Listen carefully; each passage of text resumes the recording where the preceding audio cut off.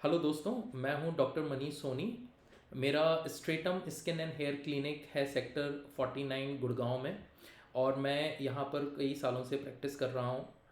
और मैंने अपनी क्लिनिकल प्रैक्टिस में ये देखा है कि बहुत सारे पेशेंट्स को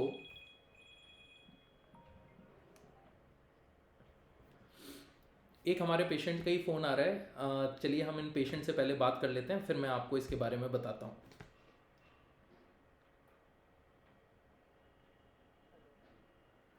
हेलो। अ, हाँ जी हाँ सर, जी, नमस्कार। मेरा नाम कौशिक है हाँ और जी, कौशिक मैं जी। गुड़गांव से बात कर रहा हूँ। मेरा सर एक प्रॉब्लम है हाँ जी। कि मेरा हेयर में बहुत सारा सर पपड़ी पपड़ी हो रहा है और वाइट वाइट सा वो दिखने में है। अच्छा। और आपका नंबर सर मेरा एक दोस्त मेरे को दिया था कि डॉक्टर से बात करने के लिए। तो सर आप ही बोल रहे हैं सर? हाँ हाँ, मैं डॉक्टर मनीष बोल रहा हूँ। तो आपके सिर में क्या परेशानी हो रही है? आपको कुछ सफ़ेद सर सफ़ेद सा झड़ता है? हाँ जी सर, सफेद सफेद से पूरा सर में है वो। जी। और उसमें खुजली भी होता है और वो शैम्पू भी करने के बाद ठीक से नहीं जाता है, फिर वापसी मतलब ऐसे बहुत है सर। वो नहीं जा रहा है बिल्कुल भी, और खुजली भी होता है। कहीं भी ट्रैवल करता हूँ या ऑफिस में जाता हूँ तो उस टाइम सबके सामने भी बहुत सर प्रॉब्लम फेस करता हूँ सर। ऐसे ओके। हो रहा है अभी। ओके। और ये हो गया सर मेरा 1 महीने से ऐसे हो रहा है, ठीक भी नहीं हो रहा है। मैं शैम्पू भी यूज कर रहा हूँ ऐसे नॉर्मल, तो भी जी। सर ठीक नहीं हो रहा है। हाँ जी। और सबके सामने सर मतलब बहुत परेशान में पड़ता हूँ, ऐसे अनकंफर्टेबल भी फील होता है सर। बिल्कुल, मैं समझ सकता हूँ। तो कौशिक जी, मैं आपको इसके बारे में अभी समझाता हूँ।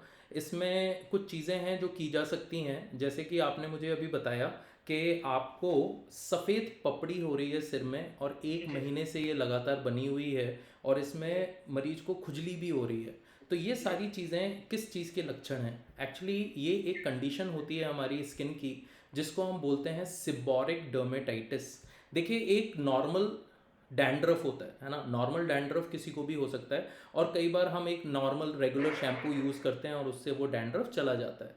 लेकिन कई बार ये नॉर्मल डैंड्रफ से थोड़ा सा अलग होता है। थोड़ी मोटी पपड़ी जमती है इसमें, और इसमें कुछ सिम्टम्स भी आने शुरू हो जाते हैं। वो सिम्टम्स किसी भी फॉर्म में हो सकते हैं, जैसे किसी किसी को लालपन आने लगता है, किसी किसी को इचिंग आने लगती है, या फिर कुछ लोगों को वहाँ पर बहुत ज़्यादा बर्निंग सेंसेशन होने लगता है। और ज़रूरी ही नहीं कि ये सिर में हो, अक्सर ये सिर से ही शुरू होता है। लेकिन सिर के साथ साथ ये कई दूसरे अंगों में भी हो सकता है, जैसे कि अक्सर ये बाल वाले एरियाज़ में होता है, जैसे कि सिर पर हो सकता है, मुस्टैशेस पर हो सकता है, दाढ़ी में हो सकता है, शरीर पर अगर ज़्यादा बाल हों तो शरीर पर शुरू हो सकता है, अक्सर चेस्ट पर, और कभी कभी बैक पर भी शुरू हो जाता है। और इसका एक और कॉमन एरिया है, एक तो कान के पीछे या फिर नाक के आसपास भी ये शुरू हो जाता है। अक्सर जब ये इन एरियाज़ में शुरू होता है तो पेशेंट की कंप्लेन होती है, लालपन आता है, खुजली आती है, वहाँ पर एक बर्निंग सेंसेशन होती है, ऐसी जलन सी फीलिंग होती है। और क्योंकि सिर में हमें ये लालपन अक्सर दिखता नहीं, तो उस समय हम डॉक्टर के पास नहीं आते, और ये बढ़ते हुए इसके ऊपर पपड़ी जमनी शुरू हो जाती है, और ये पपड़ी बहुत ही ट्रबलसम हो जाती है। जैसे कि अभी अभी कौशिक जी ने बताया कि उनको बहुत ज़्यादा परेशानी हो रही है, वो ये फ्रस्ट्रेटेड हैं इस चीज़ को लेकर, और काफ़ी ज़्यादा अनॉयड हैं, क्योंकि ये सफ़ेद पपड़ी क्या होता है कि हम जब भी कोई डार्क क्लोथ्स पहनते हैं, काले कपड़े पहनते हैं, तो उसके ऊपर कई बार झड़ के गिर जाती है, या फिर सिर पर ये झड़ती रहती है, जिसकी वजह से हमारे जो कलीग्स होते हैं, हमारे साथ के जो पढ़ने वाले या फिर हमारे साथ के काम करने वाले जो लोग होते हैं, उनको लगता है कि पता नहीं ये कैसा व्यक्ति है कि अपनी साफ़ सफाई पर भी ध्यान नहीं देता। लेकिन ये एक्चुअली साफ़ सफाई से रिलेटेड नहीं है, ये एक स्किन कंडीशन है। और अगर आपको कोई भी स्किन कंडीशन हो रही है तो आई वुड सजेस्ट कि आप अपने घर के पास वाले किसी भी स्किन डॉक्टर से या फिर डर्मेटोलॉजिस्ट से संपर्क करें। इसमें अक्सर होता क्या है कि इन एरियाज़ में हमारे एक छोटे छोटे सी ग्रंथियां होती हैं, जिनको हम बोलते हैं सिबेशियस ग्लैंड। सिबेशियस ग्लैंड का काम क्या होता है? वो सीबम सिक्रीट करती हैं, एक ऑयली सिक्रीशन सिक्रीट करती हैं। अब ये जो सीबम है, ये एक्चुअली हमारी स्किन के लिए अच्छा होता है, क्योंकि हमारी स्किन पर एक लिपिड की, एक ऑयल की, एक सीबम की लेयर बन जाती है। इसलिए ये हमारा एक नेचुरल ऑयल फॉर्मिंग मैकेनिज्म है हमारी बॉडी बॉडी का। लेकिन कई बार एक फफूंद, जिसको हम बोलते हैं मलेजेजिया, सो मलेजेजिया फरफर करके एक फफूंद होती है जो इस ग्लैंड को इन्फेक्ट कर लेती है।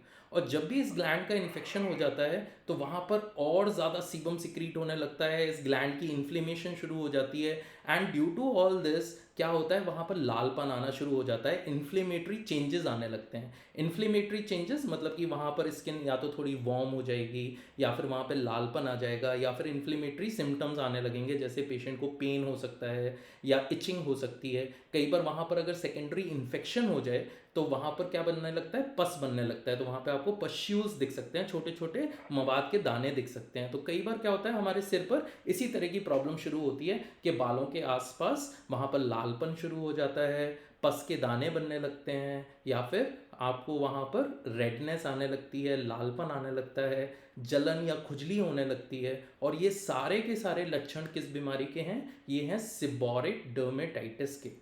अब अगर आपको सिबोरिक डर्मेटाइटिस हो गया है तो हम इसके बारे में क्या कर सकते हैं, इसका उपाय क्या है। तो एक तो सबसे प्राथमिक चीज़ जो आपको करनी है वो ये है कि थोड़ा सा इसको क्लिनज करना है, क्योंकि जैसे कि मैंने बताया कि यहाँ पर क्या बन रहा है, ऑयली सिक्रीशन, और ये ऑयली सिक्रीशन ज़्यादा बन रहा है। अगर ज़्यादा बन रहा है तो आपको ज़्यादा साफ़ करना पड़ेगा।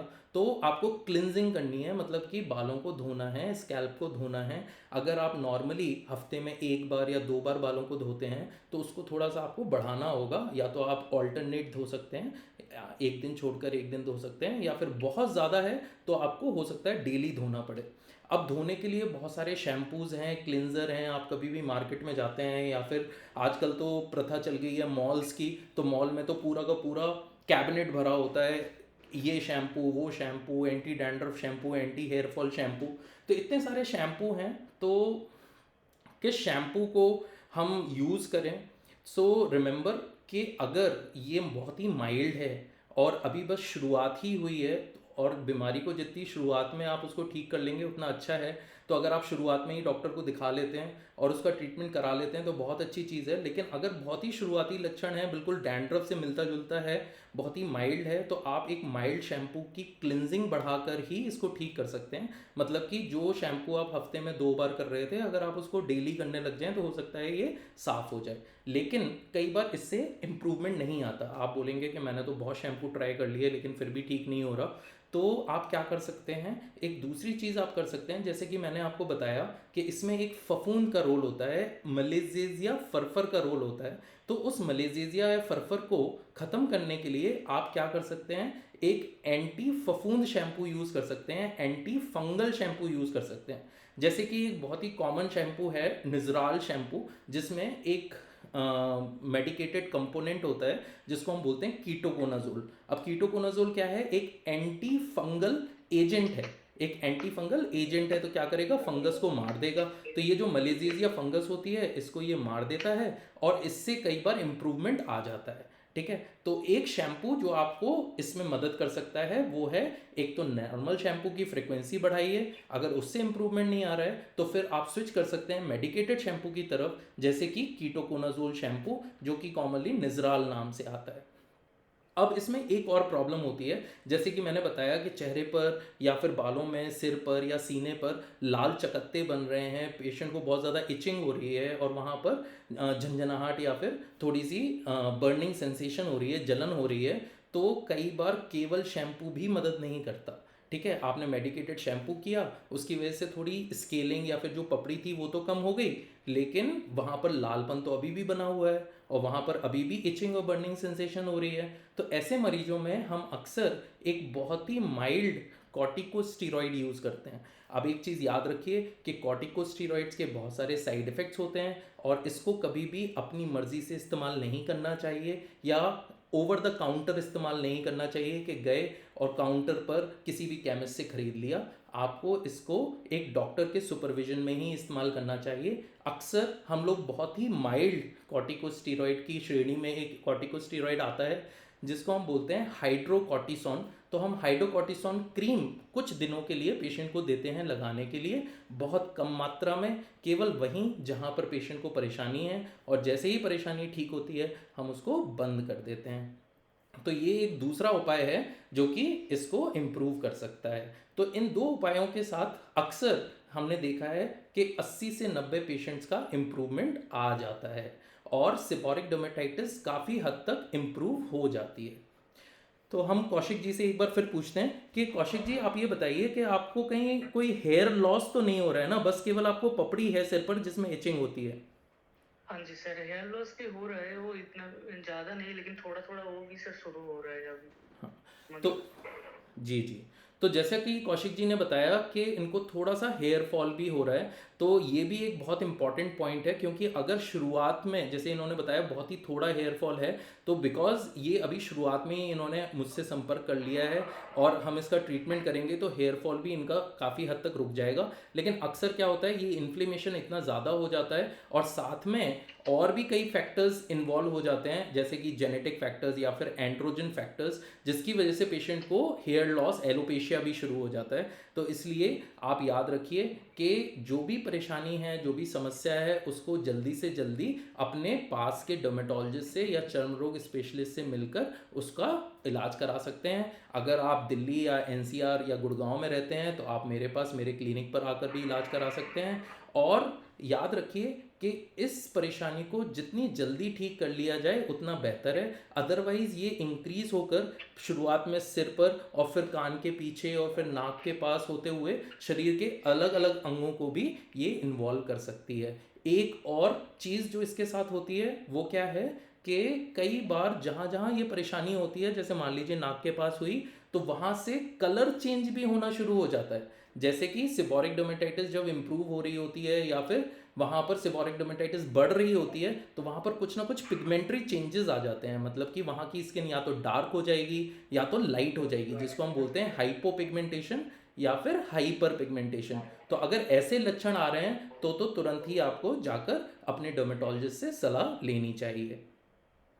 तो कौशिक जी, मैं अभी आपको एक प्रिस्क्रिप्शन बनाकर भेजूंगा और उसमें जो भी दवाइयाँ आपके लिए उचित होंगी वो मैं आपको प्रिस्क्राइब करूंगा, और होपफुली उससे आपका सेबोरिक डर्मेटाइटिस जो कंडीशन के बारे में मैंने आपको बताया वो पूरी जी, तरीके से ठीक हो जाएगी।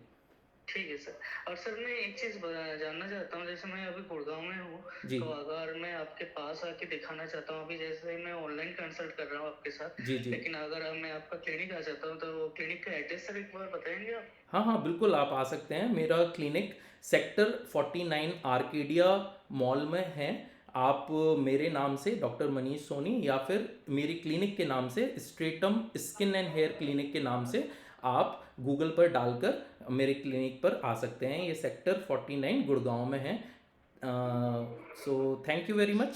सर एक चीज़ है, किस टाइम पे, हाँ मतलब किस टाइम से किस टाइम तक ओपन है, मैं किस टाइम आ सकता हूँ, कोई टाइम सर बता दीजिए। हाँ, अक्सर हम इसको संडे को बंद रखते हैं, लेकिन मंडे टू सैटरडे आप सुबह 10 बजे से लेके और शाम के 8 बजे तक कभी भी आ सकते हैं। ओके तो चलिए। बहुत बहुत शुक्रिया Kaushik ji. Thank you sir, thank thank you. You. Thank you. Thank you. So thank you दोस्तों, हो सकता है आपके लिए ये जानकारी लाभदायक रही हो, तो अपने दोस्तों को और अपने रिलेटिव्स को ज़रूर शेयर करें। Thank you.